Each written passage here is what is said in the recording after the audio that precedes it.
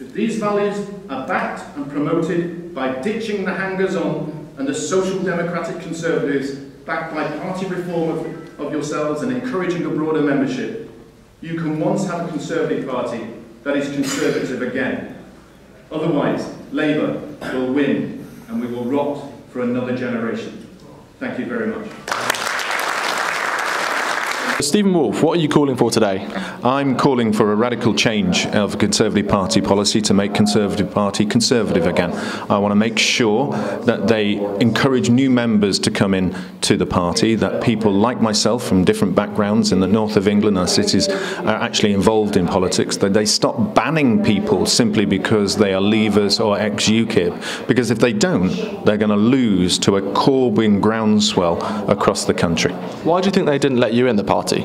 Well, I think, first of all, I'm seen to be too closely associated to Aaron Banks, who they see as persona non grata. I think, secondly, there are those who've told me that I'm seen as too much of a leaver and too high profile, and that would upset the balance of influence going forward. And thirdly, they're actually desperately frightened of the numbers of people joining the Conservative Party who might deselect their MP or change the policy, or indeed choose a leader that could actually be a positive leaver supporting a positive Britain. Do you think the Conservatives are currently run by Remainers?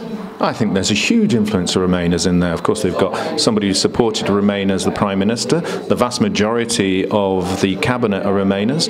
The voices that you hear attacking people like Jacob Rees-Mogg and Boris Johnson are Remainers. And of course, they carry on with an influence of people financing them and supporting them on the other side who are Remainers. So the vision is that it is Remainers when in fact the country voted to leave. Isn't Theresa May's leadership and people like Philip Hammond just trying to reach out to voters across the country with their sort of more middle ground policies rather than going to the extreme right that might alienate voters? Well, I don't think there's anything extreme right in wanting to leave the European Union, and if they take that view, then again they're out of touch with people. You know, by all means, what we see in this is this idea of a kind of centrist ground is the mistake that Conservatives made in 1974 before the first people's vote, not the second people's vote or the third people's vote that the losers are trying to suggest now. And they made that mistake and they took the eye off the ball of how powerful the Labour Party would become. They're doing that same mistake today. Look out to the country, understand that people want to leave, get control of our borders, get control of our money and have a brighter future. And if you stay centrist in middle ground, you're going to be wiped away in the swell of Corbynista.